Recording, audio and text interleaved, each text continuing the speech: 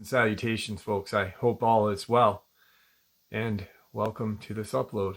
Guys, it is also Saturday, and that only means one thing. Saturday Nightmares, live from upstate New York.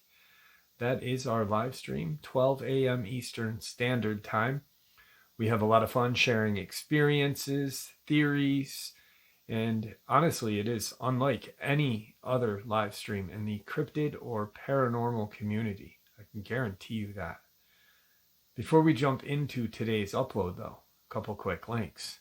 As many of you know, I rely on Patreon, PayPal, channel membership, and the merch to help the channel to continue to grow and go.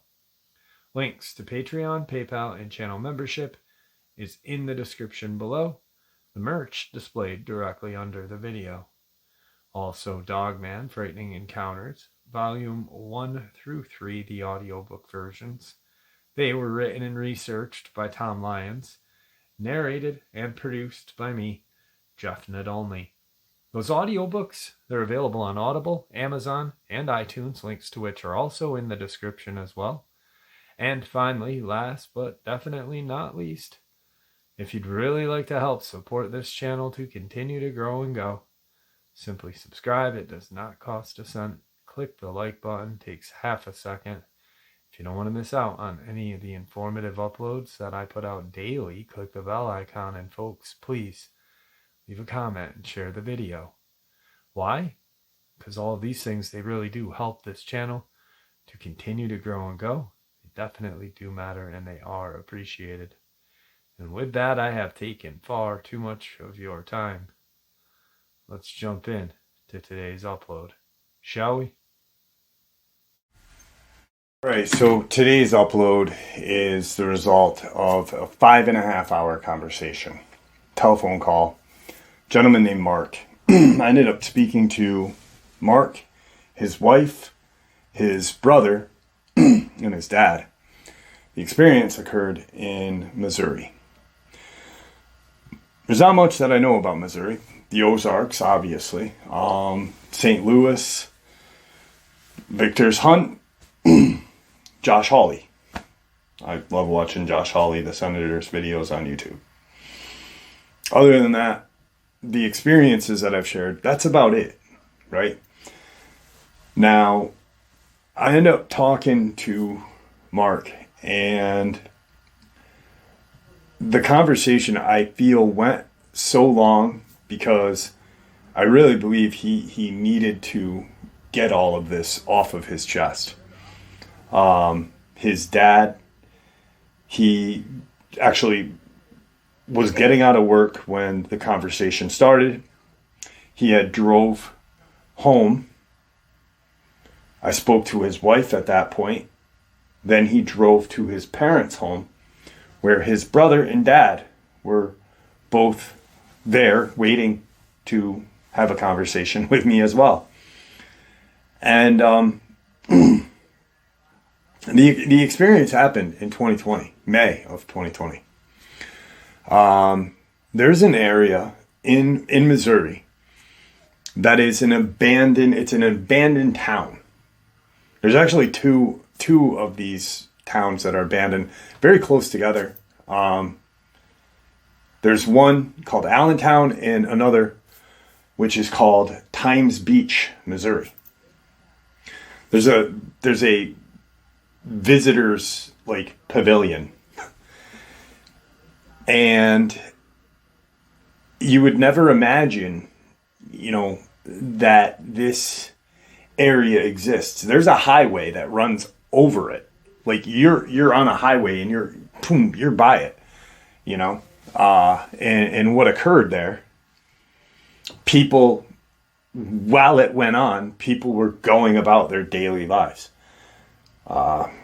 There's a river called Merrimack River, which separates two sides, and the town of Times Beach is on both sides. There's abandoned pools. It's very strange. It makes Centralia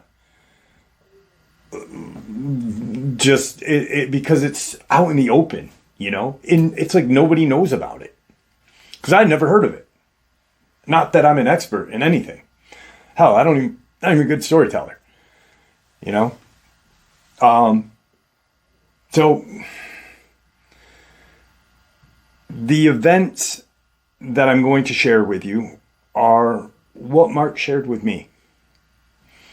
And that is his real name. And he does not care anymore.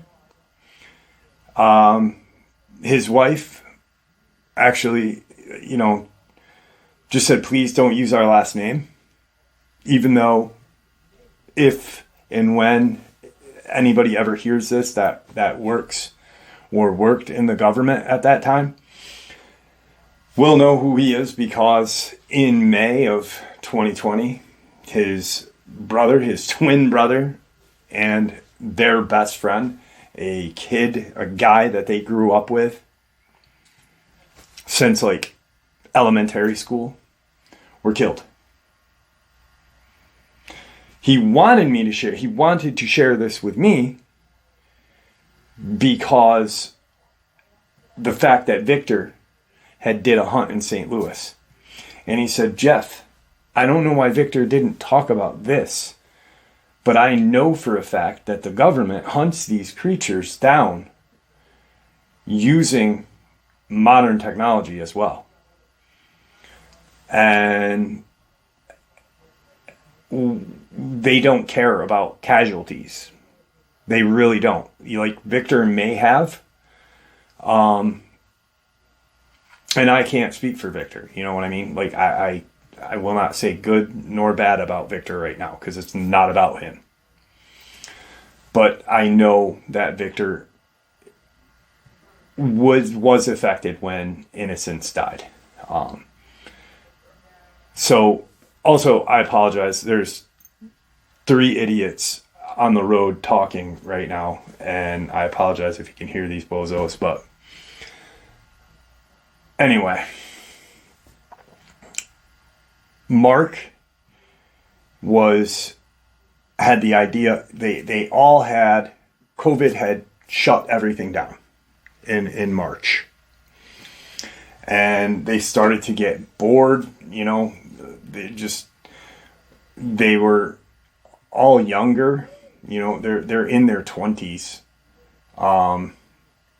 So, at that age, you look to have fun or, even I was bored, and I'm almost 50, so, I was like 43 when the pandemic hit.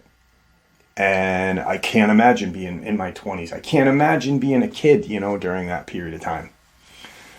But they were like, they watched YouTube, and they were going to start a YouTube channel just because they had all this time. And they said, hey, let's do urban exploration. Let's do Urbex, which is when you investigate or look into old abandoned buildings, houses, and such in the city, inner cities, random areas. And being that they are from the area, they were well aware of this area called Times Beach. And they were like, hey, apparently their dad had, when he was a younger man, there was like some factories around this area that had been closed down as well. And he had worked in one of them. They had never gone there. They had just heard about it from their dad and older people and people that had gone there. So they make the decision to, let's go check this out. They had bought a camera, and it's really crazy to even think about that this occurred in America, because one, this shit happens in like third world countries, and two,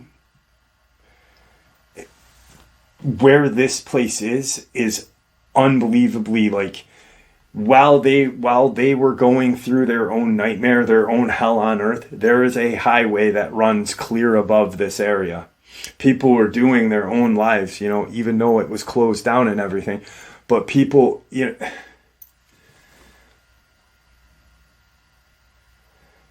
so they waited until it was a great day, and they end up driving out, and they park their truck. They had taken Mark's brother's truck.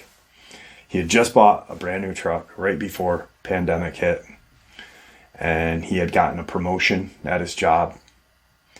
So he was very happy, very excited, and it was like his big thing, you know, when you're at that age and you can purchase a brand new vehicle and pay for it and feel like, you know, you're on top of the world. So they parked their truck, and they found this area. There's a bridge that's in in a grove of trees. And because they didn't want to get in trouble, because I guess you can visit the area, but during the lockdown, people would get in trouble, you know, like you weren't supposed to. One, I didn't think you were supposed to go. He didn't think you were supposed to go there at that time. There wasn't a very high police presence that went through there, but it was just like things that they had heard. You know, people getting in trouble there, you know, drugs, whatever.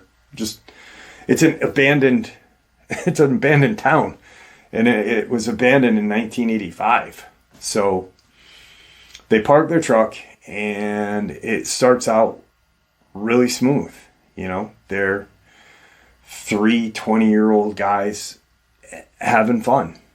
I can relate mentally because, you know, when I go and do something by myself even, and I'm stoked, like when I go up to where Tom Mezek disappeared, you know, there's days that I don't want to, or days that I'm kind of freaked out. But then there's those days that I've got my pack on and I'm like, fuck yeah. You know, I got my camera, I'm gonna figure something out. And that's why I go there, is because I want to figure something out there. You know, I want to find something. And that's what these guys wanted to do. They wanted to, you know, just have a go at starting a YouTube channel and having an urban exploration channel, finding some cool shit and sharing it with you guys. They end up walking first to this area. They get to this pavilion, and they're like, wow, you know, it's actually kind of kept up. The pavilion. That's interesting. All right. Well, you know, there's other places that are pretty strange and stuff, but that was kind of shocking to them because it's an abandoned place. But I guess there are hiking trails throughout this area, which is so weird because it's an abandoned town, you know? They end up going, they find this kind of dilapidated building, and they go into it, and they go up onto the second floor. It's not a house. It's like an apartment building. There's like 3 or 4 apartments in it, except everything was gutted, you know. Nature started to reclaim. Walls were blown out, you know, just like from people partying and stuff, and damage from weather. So they go onto the first floor, they're checking everything out. They go up to the second floor, and they're talking about, hey, maybe, you know, let's check out the basement. Do you think the basement's flooded? You know, just, they are looking for anything that is creepy and chilling. You know, something that will get viewers interested, on top of talking about like the history of the place and whatnot, what they knew of the history of the place and whatnot. So they get to the second floor, and they start to walk around. Their best friend starts to act a little funny. Mark said that, it was almost like he heard something or saw something, but didn't say anything. Because he was very sketched, like quick to jump, and because there was a point where his brother had gone out and was going to look at another room, and actually had gone around and came through an opening in the wall, because the walls were dilapidated. He had walked and he had startled their friend, and he's like, whoa, and that's where things started to get weird, because Mark's like, I couldn't figure out why he started to act funny like that. He's like, and after he had kind of jumped at Mark's brother coming, Mark didn't jump because he had seen the wall. You see a hole in the wall, and your best friend and your brother has gone around, and he may come through there. It's sunny out. The windows, there's no shades, so it's bright in there. It's not like super bright, but it's bright. So he said, dude, what is your deal? He said, like, that's like the third or fourth time that I've seen you sketched, but this, you literally just jumped. And he said, all right, I didn't know, I didn't really want to share this or show you guys this, because I just, figured maybe it was, but check this out. And he brings them off to the side. There's where the stairs come up. There was like a small room off to the side that had no windows in it. And it looked like where a boiler would be, and because on the second floor, like a heater unit would be in there, because there was like piping off of the walls, like there was holes in the walls with not plumbing, but vents, ductwork. And he said, dude, look at this. He said, I walked in here. He was like, and I started to walk around. And Mark goes, that's when I noticed there was a really, like, a stink that I didn't smell out there. And he said, what's that smell? He said, is that? And he shined his flashlight, and there was a big pile of fecal matter that did not look human, but didn't look animal either. It almost looked the cross between human and a dog, like, or cat, but just huge, not like a cow and not like a horse where it just plop. There was definite shape to it, and it was fresh. It wasn't like 10 minutes ago, but it was maybe a day ago. Because there was still an odor in that room. And, they're looking at it and they're like, what in the hell? Like, and Mark's brother goes, it's probably, maybe it's a bum. Maybe this is where the homeless use this area as like a crapper. And, they kind of said, all right, that may be the case, whatever. But it was too big, and it was in one pile. And they accepted that excuse because they just wanted to keep looking through everything. So they go down the stairs and they find the entrance to the basement. And Mark said, I'm gonna go check it out. Are you guys gonna come? Mark's brother was a little hesitant, because he said, he actually started to get a little sketched as well, because they started to talk about what if what are we going to do if a homeless guy or a few homeless guys come and jump us, or we don't have any firearms with us. We got our cameras, we got a couple pocket knives, but they weren't thinking that they would need some sort of weapon, because you essentially are in an abandoned town that there is population all around you. So he's sketched too. And he's like, I think we're going to be all right. We haven't heard anything. We haven't seen anything except that. And Mark he goes down the stairs, and he gets down to the bottom, and he shines his light, and it is dirt floor with the old kind of wooden beams, like 4x4s and such, whatever, holding up joists. And so he's like just shining, and he's looking, and there is nothing there except dirt and cobwebs and of a really musty, kind of moist smell. He goes up the stairs. He doesn't go too far in, and it's large down there. It's as wide as this building is, and like I said, it's a 3 or 4 apartment brick kind of building. So it's wide in lengthwise and widthwise.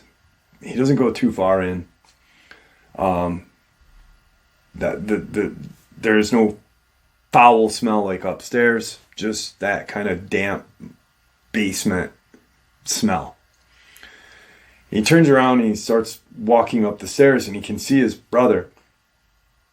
And he says something to his brother, and he's about halfway up the stairs, and he thinks he heard some movement, like, how if you are on an old dirt floor and you move your feet, that it makes that kind of noise, He kind of heard that, like a scuffing.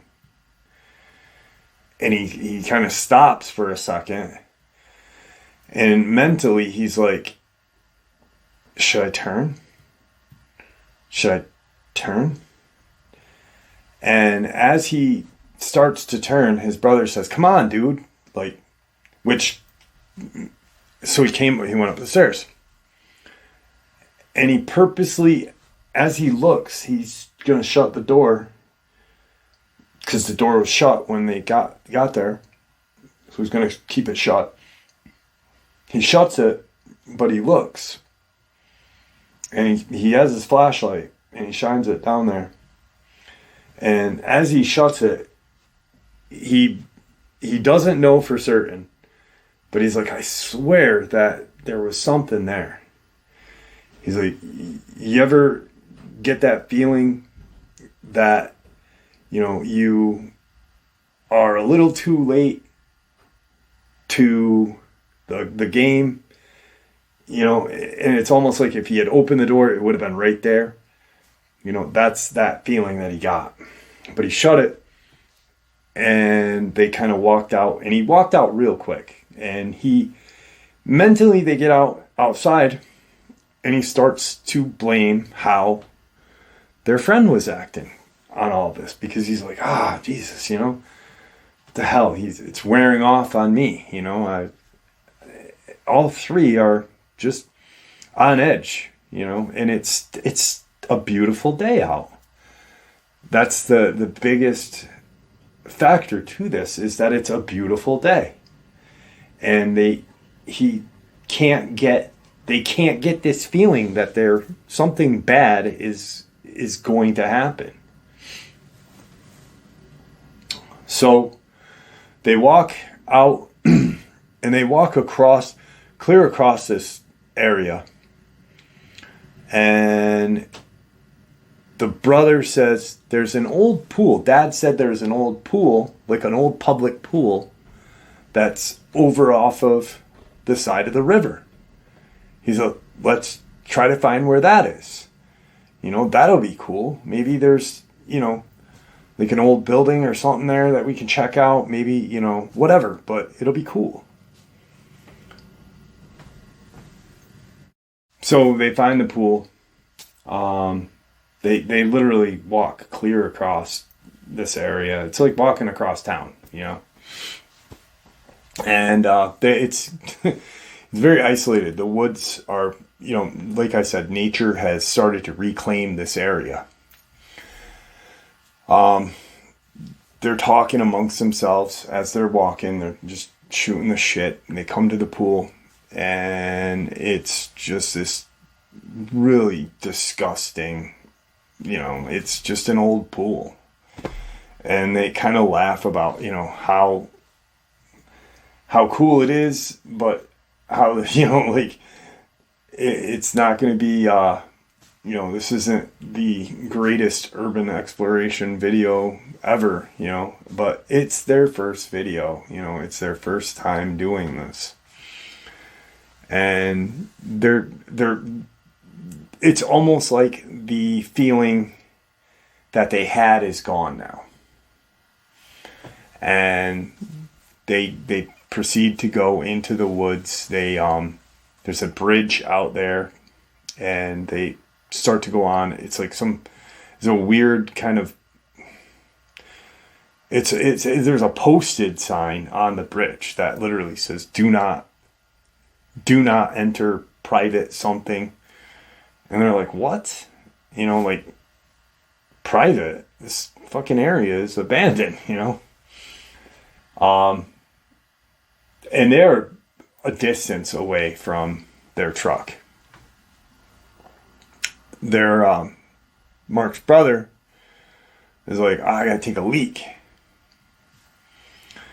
And he goes over to by where the pool is. He's like, I'm gonna pee in the pool, guys. You know, just a dumb guy thing to do, a dumb guy thing to say, you know, like, just when he said that to me, I knew exactly, because I'm a guy. I'm like, yeah, like, pee in the pool, you know.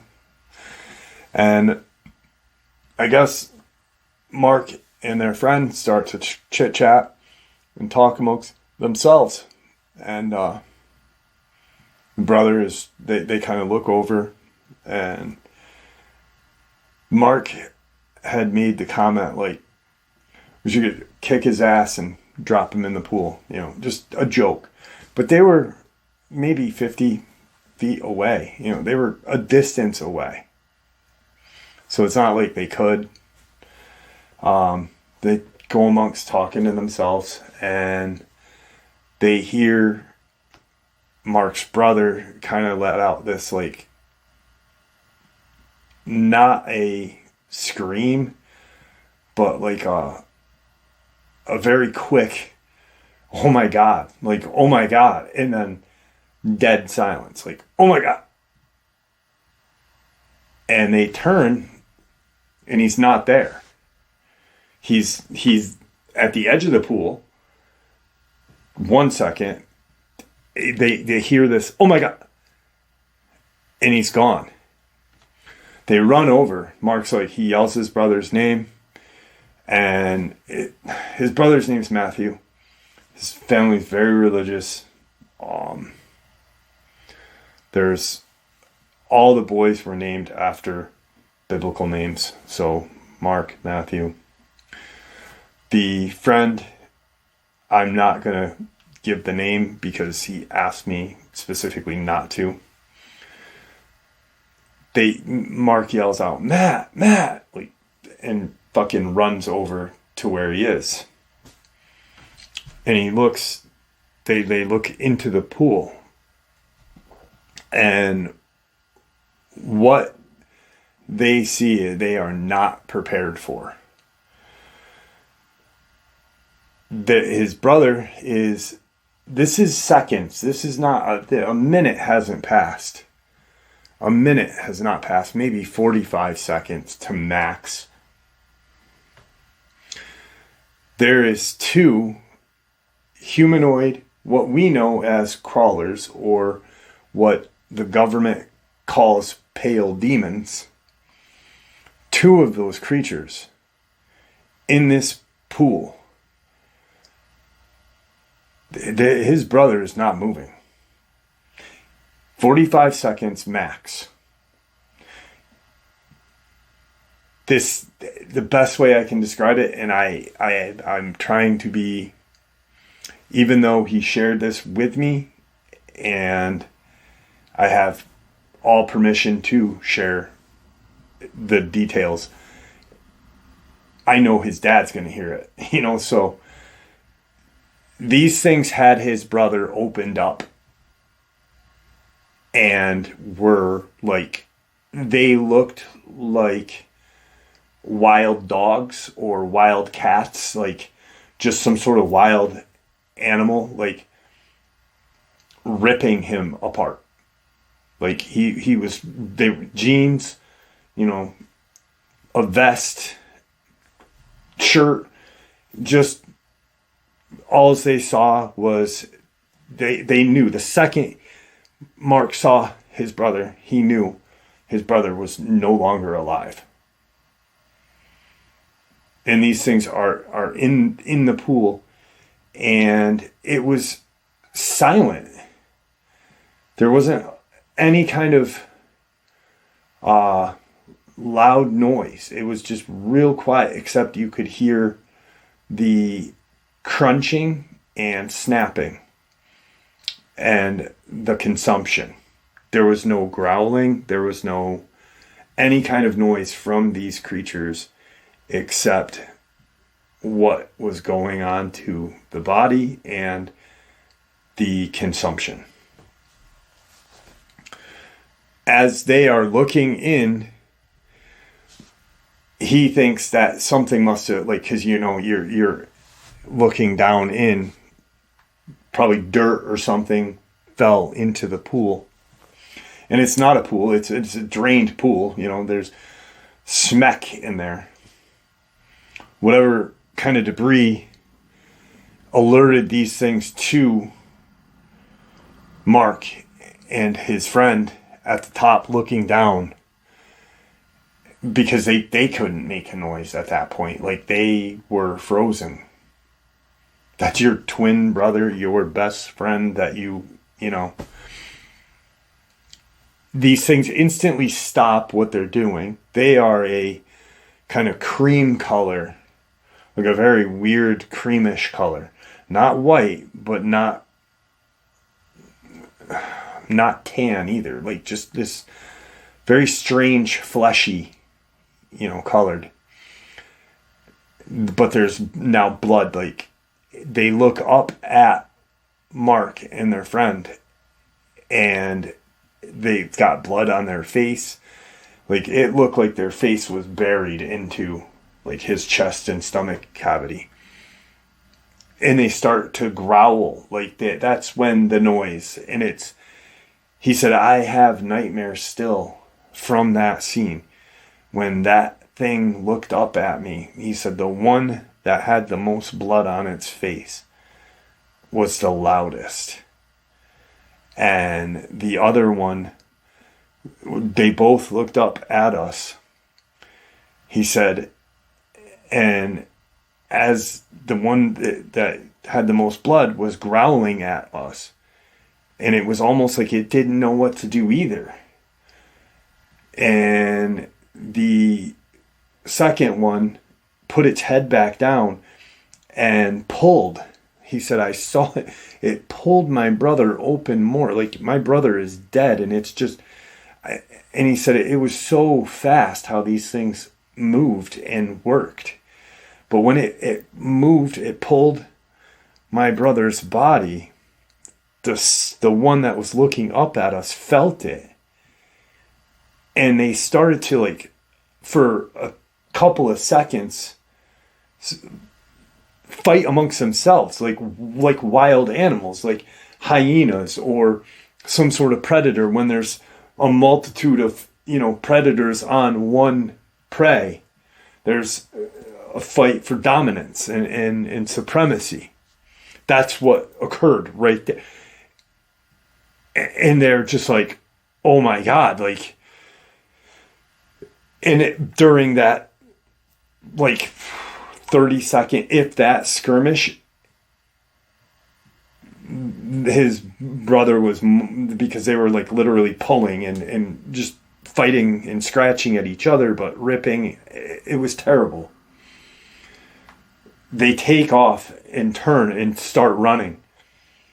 And Mark is reaching, like grabbing for his phone. His brother was the one with the camera. This is his brother's brainchild, was this channel. The camera is now in this pool. Mark's got his phone, and the friend he's got his phone, and they are both at the same time calling 911 and running as fast as they can to where the truck is parked, which is clear across, they've got to go across this little bridged gapped area from, the Merrimack over into Times Beach, and then they have to go by a swamp. There's a swamp also that they have to they have to run by. And as they're running, Mark's on the phone and he's screaming to 911. My brother was just killed. There's these things. We are here. Help us. 911 dispatch is doing their job. They ask questions. They are not, they have a certain way to do their job, and they have to do it the right way.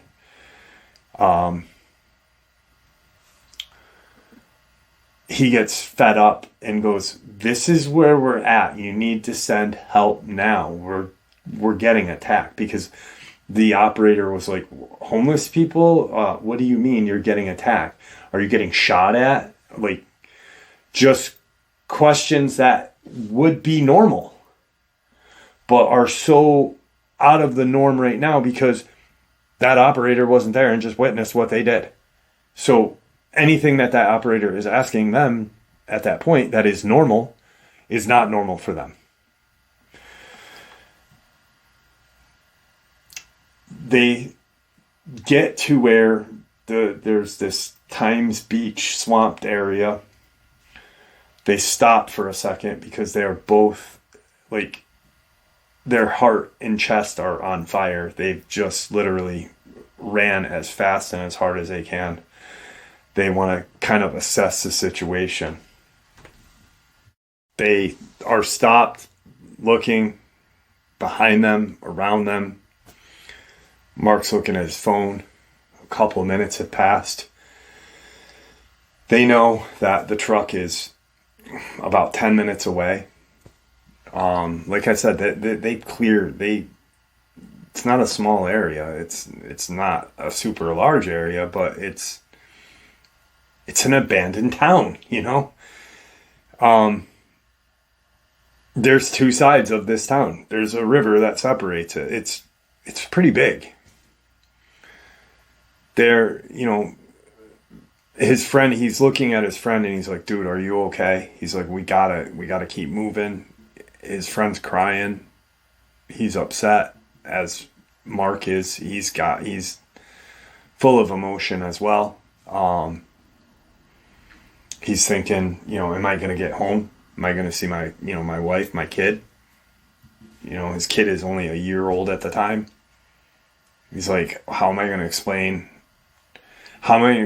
what happened to my brother? He's like, and what, if anything, is going to happen to us when the police come? How are they going to, what are they going to do with these things? What the fuck are these things? They obviously know that, they've heard stories of Bigfoot and other, creatures, dogmen, alien crawlers, He He's like, the rake was a creepypasta. He's like, the rake is a creepypasta. He's like, but there's a fucking creature that looks just like it that just killed my brother. He grabs his friend and he says, dude, we gotta go. We gotta go. Come on. And he stands up and kind of says, he shakes it off for a second and goes, all right, let's go. He's like, and they just start running. They get to where the grove of woods are, where the truck is hidden. And they get to the truck. And Mark puts his hand on the handle of the truck to open the door, and the door's locked. And they both stop. One, they realize that the keys to that truck are with his brother. And also, they just heard this very terrifying and animalistic growl coming. Like they turn and look and they do not see anything. They look around, they're like trying to figure out, if we break a window, we can't start the truck, we don't have keys. Like, that's our safe spot, but we have no way of being safe now. We can't, and now one of those things is chasing after us. He starts to feel around in the wheel wells because he's like, what I would do, Matthew would probably do the same thing, is put a spare underneath the wheel well or maybe behind the bumper. And he feels something, and he's like, oh my God. And he said, we got a key. We got a key.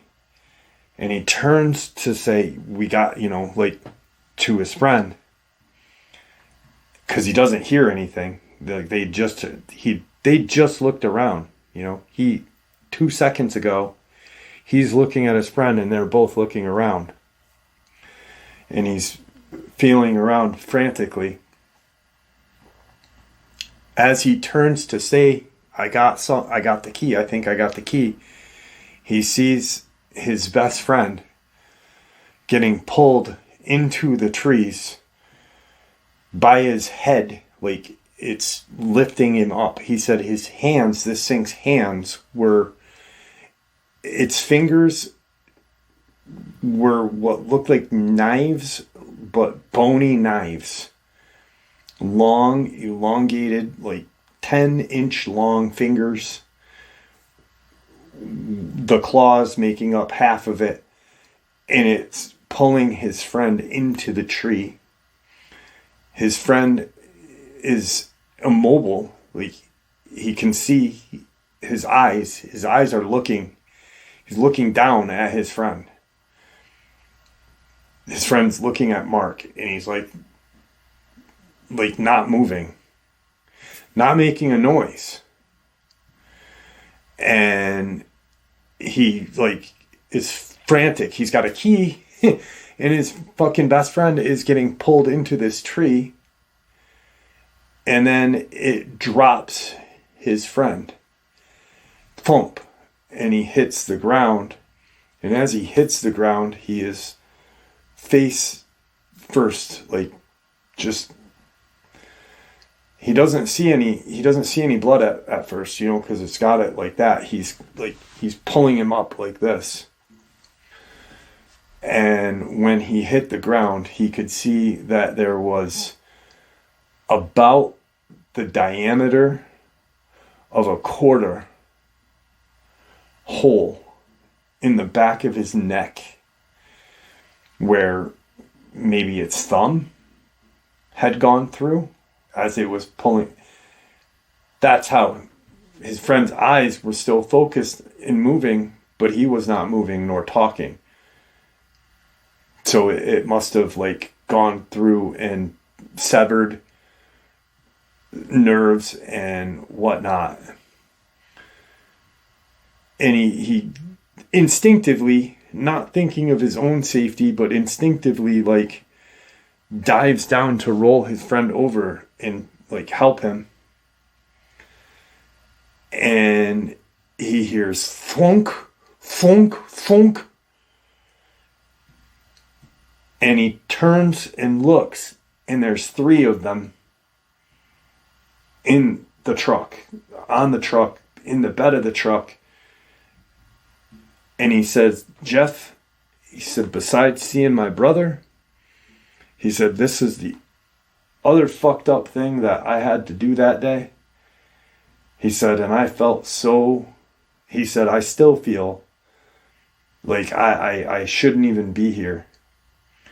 He said, I had my friend's head, you know, I'm looking at him, you know, trying to figure everything out. Because at that point, when I flipped him over to see if he was with me still, like alive still, he said, I had raised him up a little bit. He said, but then when I turned and I saw that there's 3 of these things looking at me, he said, I got up. I still had my friend's, you know, neck and head in my hands. He said, and I just dropped him. And I ran. He said, I had blood on my hands from that wound. He said, I heard wind, like air, come out of his lungs when I dropped him. He said, I'm running as fast and as far as I can. He said, and that's all I was thinking about was he still alive? Was he still alive? And he gets out of that little grove of trees and he turns to see, like, because he knows, like, in his head now, he's like, I'm the next one. He's like, I'm dead. I dropped the key. My brother's torn apart. My friend is dead. And he goes to see, you know, how fast this is going to be. You know, because he expects as he turns that they're going to be right there. But they're not. And he hears, he's stopped, you know, and he hears that noise, that ripping,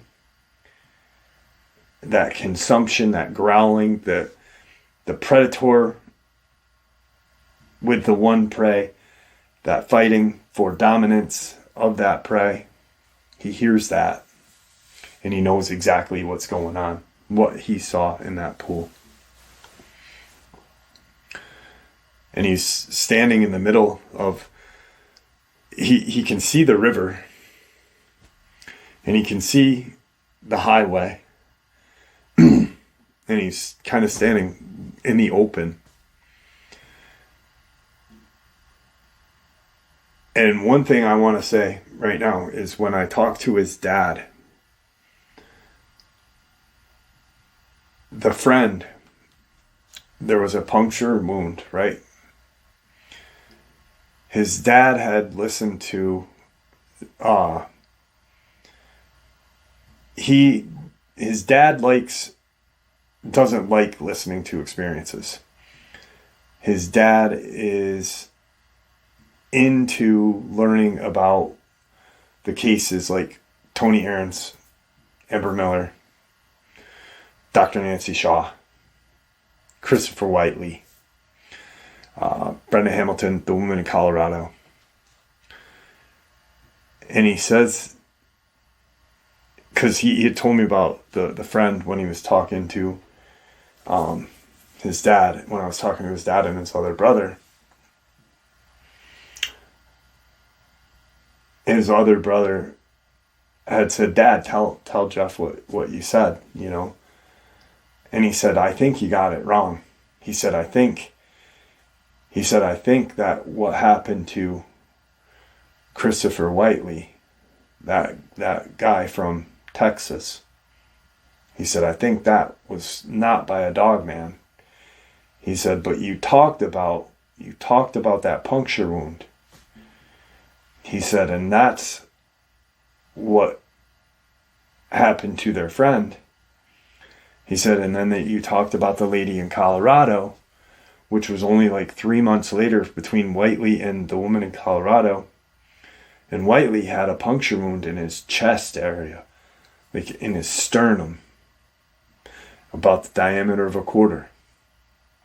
The lady in Colorado that was walking her dogs, her husband comes home. They blamed it on bear, but the dogs, there was 2 cubs, 2 yearling cubs, and a mother bear. And they blamed the mother bear and the 2 yearling cubs. Now, my whole thing on that was, if the bear was responsible for that kill, that dog would not be alive. Those 2 yearlings would have gotten that dog. She also had a quarter-sized puncture wound.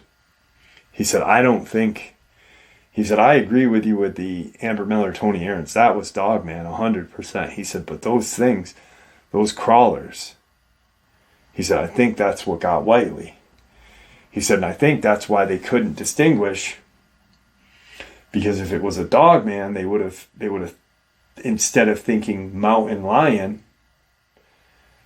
they would have known, oh, it's more or less a canine bite, right? But a mountain lion's face, a feline's face to a crawler's face, is, I don't know. I've never seen a crawler. I hope I never freaking do. But to me, it would be almost more similar than a Dogman's muzzle. So that made a lot of sense. And I say this all the time, is there is no experts in this field. I legitimately believed that Tony Aarons was attacked and killed by a Dogman. But now that I think about it, and what his dad had said and his brother had said,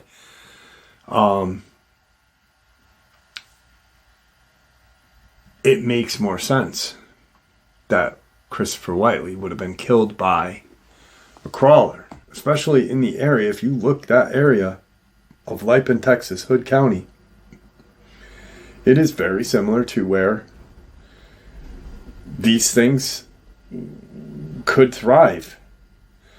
And with the claws and everything else, it may resemble like a large cat attack.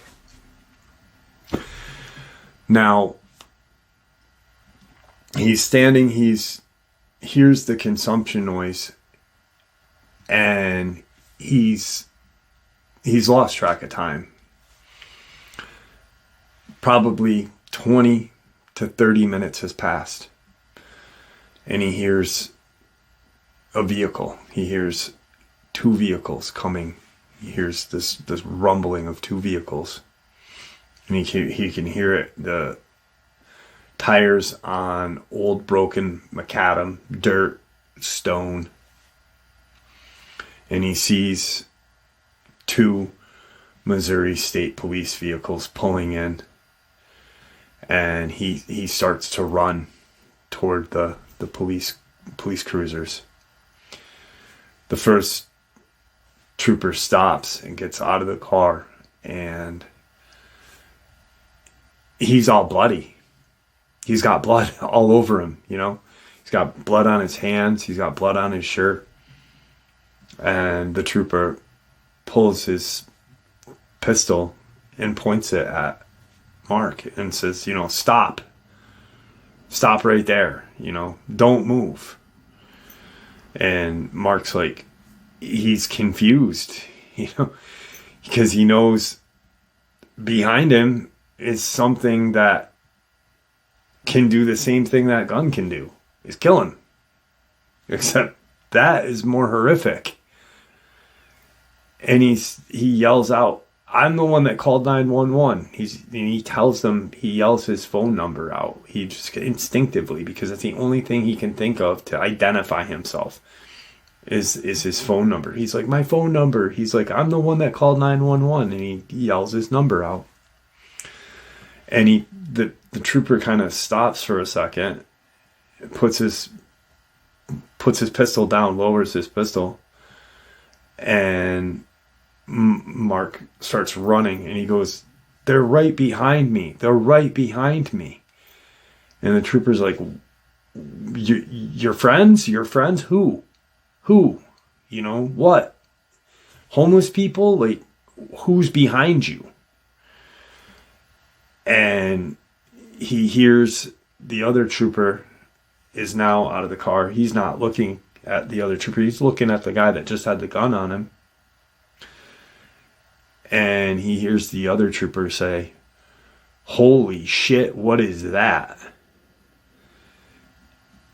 And hears immediately, like, "Holy shit, what is that?" And then hears sidearm discharge. And he just falls to the ground and lays there.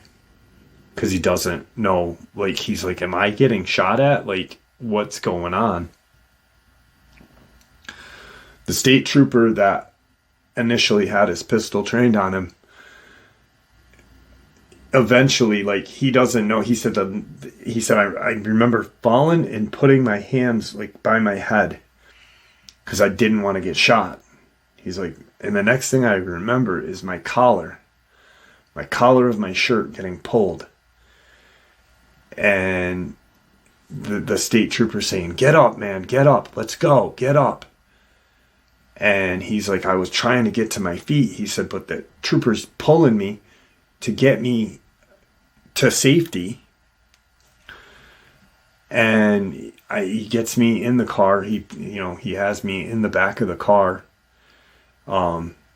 He's shut the door of his cruiser, and they're both backing out and driving towards the entrance exit of Times Beach.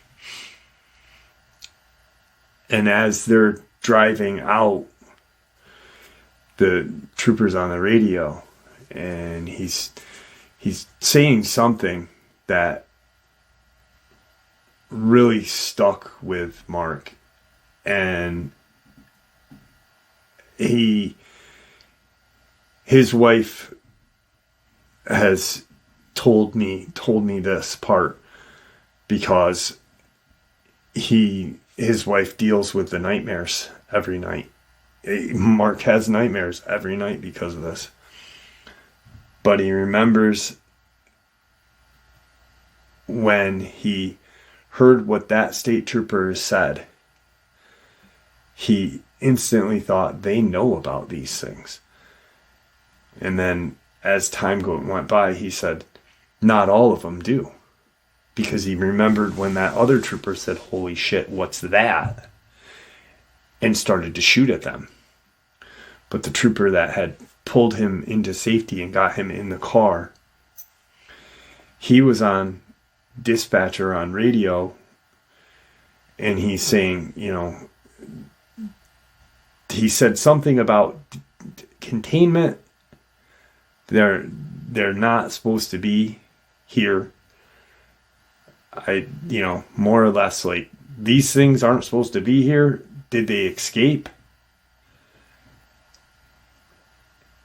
And Mark is now convinced that quite possibly the reason why this town is abandoned is because these things, that was the only way they could get rid of these things or contain them. So this 5.5 hour conversation with Mark and his family, the wife verified and talked about his nightmares and how right now Mark is adamant about the government knowing about these creatures. Now, what I just said was the town abandoned because of these creatures? No one will ever know. Our government will probably never even say that that's true. The state troopers had stopped, parked, and Mark's freaking out in the back of the car. Minutes go by. It was so fast that it only now brings to light that these things the government does know about these things, because as those troopers stopped, 2 black cargo vans, not white cargo vans, but black cargo vans, pull in. There's something said between the state trooper that Mark is in the back of his cruiser, says something to the vans drive through, and he turns to look and to see what's going on.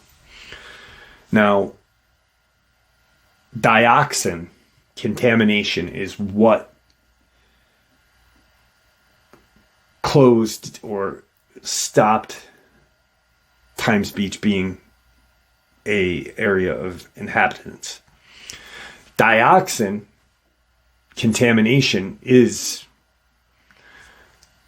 Agent Orange. Okay? That's per his dad.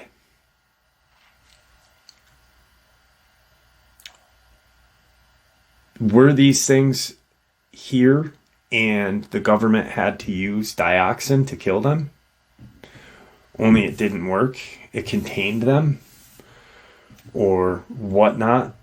No one will never know. But dioxin contamination, Agent Orange, where there's an area of an abandoned freaking town with these crawler creatures.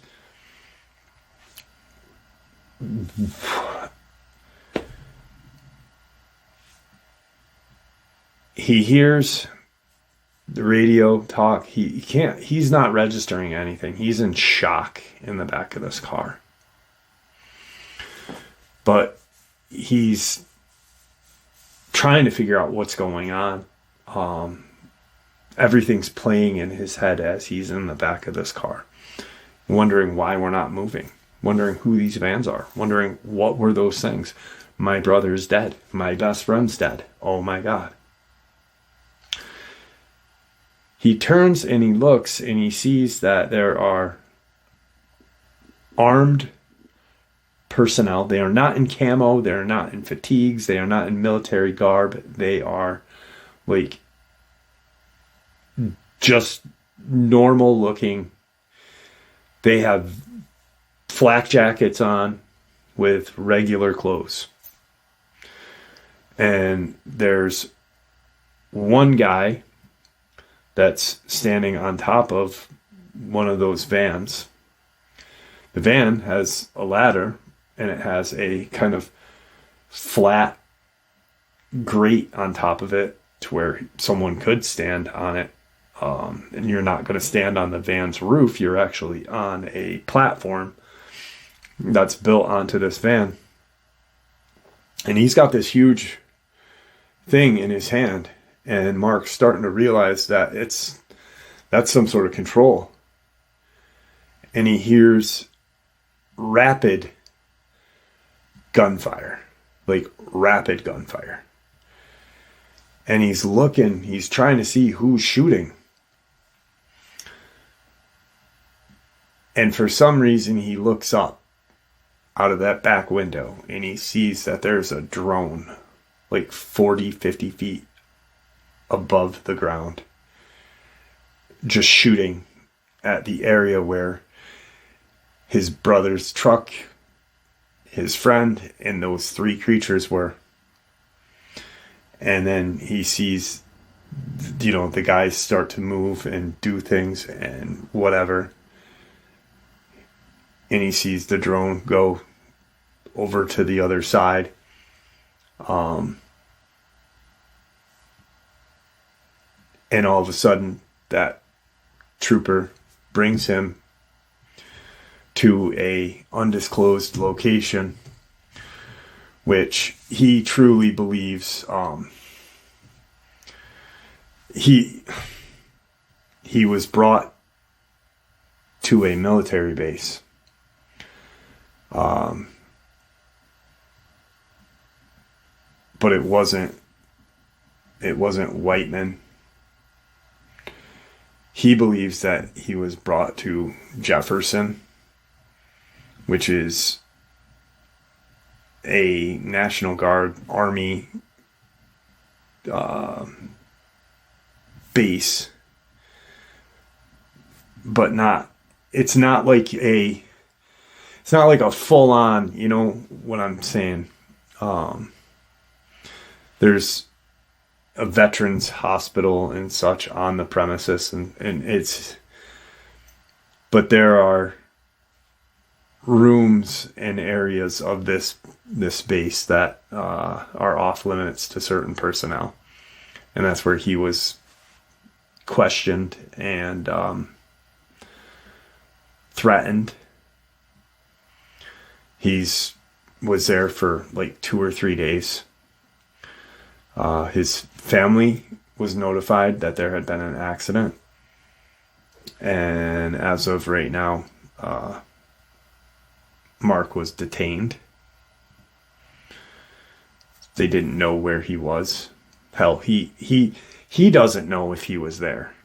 He knows he was somewhere, but he was trying to figure out, like, okay, was I here? We didn't move. We didn't drive that far. We drove about maybe 40 minutes, maybe, but it was definitely not far enough. So was he, he doesn't know if he was at Jefferson. He knows he didn't travel that far to be to Whiteman. Detained for X amount of days. Questioned about what he had seen. If at anything, did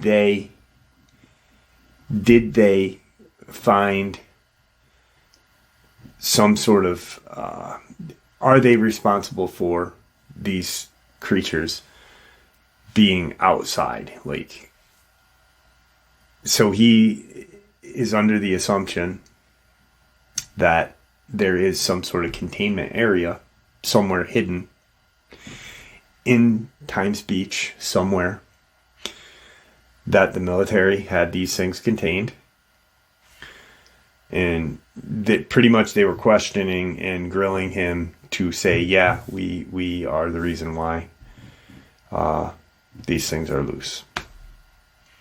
But they were loose when they got there. He now knows that the fecal matter in that original building was probably from these creatures.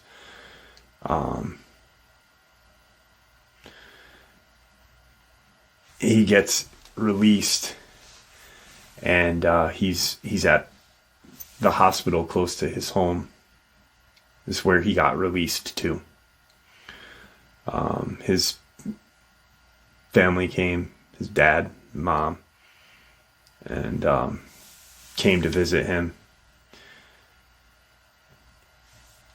He still blames himself for the loss of his brother, his twin, his best friend, his twin's best friend, his younger brother, the one that I spoke to also. Paul was in his teens, late teens, but he was supposed to go with them that day. If he had gone, there would have been another casualty or another person alive. You don't know. Was Agent Orange used? Dioxin used to contain these things? And was that the reason why this town was closed? I don't know. He doesn't know. Were there some puzzle pieces put together during that 5.5 hour conversation? Yeah. Yeah. Because now I truly believe that Christopher Whiteley was not killed by Dogman, nor the woman in Colorado. Not recently, not the woman in Castilla County. I'm not talking about her. But that may be something as well. You know?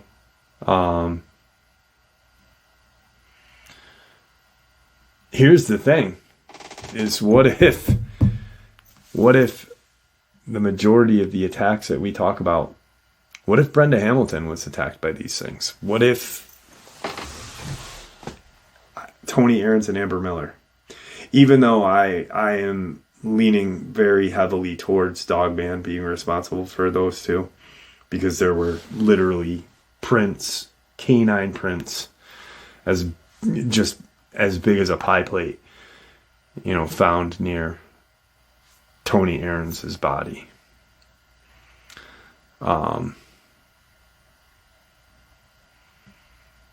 It's fucking nuts, is what it is. And then when his dad told me about why the town was closed and what that poison is, I was like, whoa. They probably did. These things probably, who knows where they came from. Maybe there was some laboratory there. Underground. Who knows? But it's pretty strange that, dioxin is Agent Orange, and, containment name, the word containment was used multiple times, and he was questioned. To this day, he doesn't even remember the majority of those days wherever he was housed before he was released and put into a hospital for his injuries. He doesn't know what he said to those, that the people that interviewed him and grilled him. He doesn't know where he was. He could have been at Jefferson. He could have been at Whiteman, but he does not believe he was at Whiteman because they did not travel that long. He remembers how long they traveled, and it wasn't that long. So, a lot of puzzle pieces and a lot of fucking misery. A lot of pain. And with that, I'd like to thank you all for supporting this channel. And I'd like to thank Mark, his dad, his wife. Mark still blames himself, He said that if it wasn't for his child, that he might not be here. Kicker of it all, before I do end it, is right before the fall of 2024, Mark had convinced his youngest brother, Paul, to go out there and see if they could find the camera that Matt was using that day. See if they can find the key for Matt's truck. Matt's truck is no longer there. The camera wasn't there. There was no blood in the pool. Like, it was not sterilized or cleaned or anything, but it was just like whatever the military did to cover up everything and keep it silent but they got the camera. The government has that camera, and he believes that camera has those creatures on there, that film, and that's why the government came and, obviously they took that for a reason. They took that to keep that information from leaking out. And there you have it, folks. I do hope you all enjoyed today's upload as much as I enjoyed sharing it with you. I also hope to see you at the live stream, 12 a.m. Eastern Standard Time. I'd like to thank you all for supporting the channel. It is, after all, your support that helps this channel to continue to grow and go, and what gives us all a place and a chance to share our experiences and theories judgment-free. Everyone is simply treated with the respect that we deserve. Please stay safe, happy, healthy, and ever vigilant, keeping an eye on our children, pets, family, and friends. These creatures are real. These events have happened. Share this information with those you love and care about, and it may just help save their lives someday. Until next time, never stop asking questions, never stop searching for the truth, and God bless you all.